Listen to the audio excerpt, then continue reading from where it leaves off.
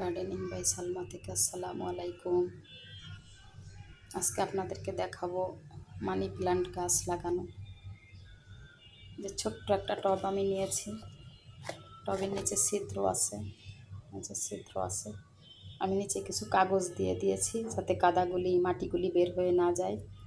পানি বের হবে কিন্তু মাটিগুলি বের হবে না। যে দেখেন কিছু ছিদ্র আছে, আমি তারপরে কাগজ দিয়ে নিয়েছি, নিচে কিছু সবজির খোসা দিয়ে দিয়েছি। ওটা আস্তে আস্তে ওটার থেকে যে পানিটা বের হবে ওটা গাছের জন্য উপকার হবে। যদিও ঢাকা জায়গায় খোসা পচে না, খুব বেশি পচবে না, হয়তো একটু একটু পচবে, ওইটাই কাজ হবে। মাটি যদি আপনার কম থাকে তাহলে কিছু সবজির খোসা দিলে ওটা মাটির কাজ হয়ে যাবে।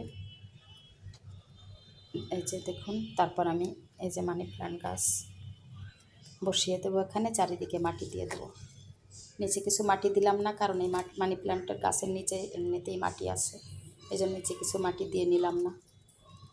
এখন আমি এগুলো আস্তে আস্তে এখন মাটি দিয়ে দেবো।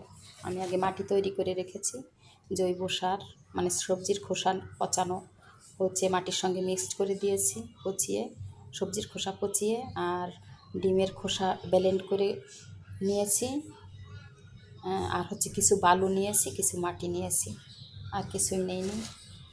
আমি সাধারণত গাছের পেছনে কোনো টাকা খরচ এখন পর্যন্ত করি না। যখন বড় পরিসরে করব তখন হয়তো প্রয়োজন হইলে খরচ করব। সো এই যে আমি এখন এটাতে মাটি দিয়ে দেবো। ছোট্ট একটা সুন্দর একটা টব নিয়েছি। মানি প্ল্যান্ট কিন্তু ইনডোর প্ল্যান্ট, এটা কিন্তু রোদে রাখা যাবে না। রোদে রাখলে এই গাছ একেবারেই মরে যাবে, এই জন্য এই গাছ ছায়াতেই রাখতে হবে।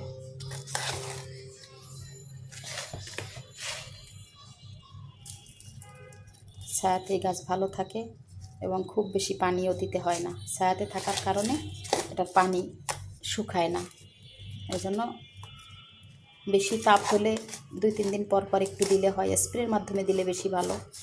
আর যদি সপ্তাহে 1 দিনও দেওয়া যেতে পারে, মাটির ধরন বুঝে। মাটিটাকে দেখতে হবে আপনাকে যে মাটিটাকে শুকিয়ে গেল নাকি ভিজা রইল। অনেক সময় উপরে শুকনা থাকলেও ভিতরে কিন্তু ভিজাই রয়ে যায়, তাই বুঝেই পানিটা দিতে হবে। এই জন্য সবচেয়ে বেটার হচ্ছে স্প্রের মাধ্যমে পানি দেওয়া।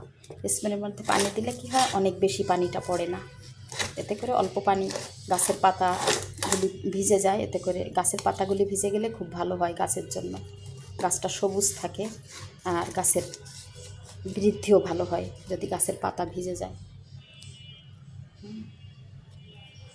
তো এইভাবে আমরা মানি প্ল্যান্ট গাছ লাগাতে পারি।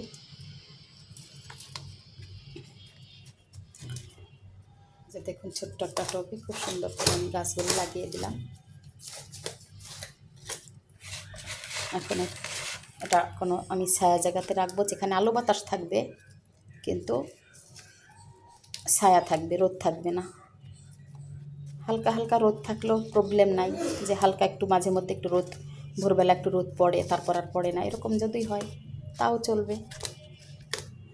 সো আপনারা কিছুতেই এগুলা রোদ্রের ভিতর রাখবেন না, এটা ইনডোর প্ল্যান্ট। ইনডোর প্ল্যান্ট তো কখনই রোদ্রে রাখা যায় না, এটা ছায়াতেই ভালো হয়। যেভাবে আমি লাগিয়ে নিলাম, এখানে আমি কিছু পানি দিয়ে দেবো। যে কলের থেকে কিছু পানি নিয়ে হালকা হালকা পানি দিয়ে দিচ্ছি। আমি স্প্রের মাধ্যমে পানি দিই।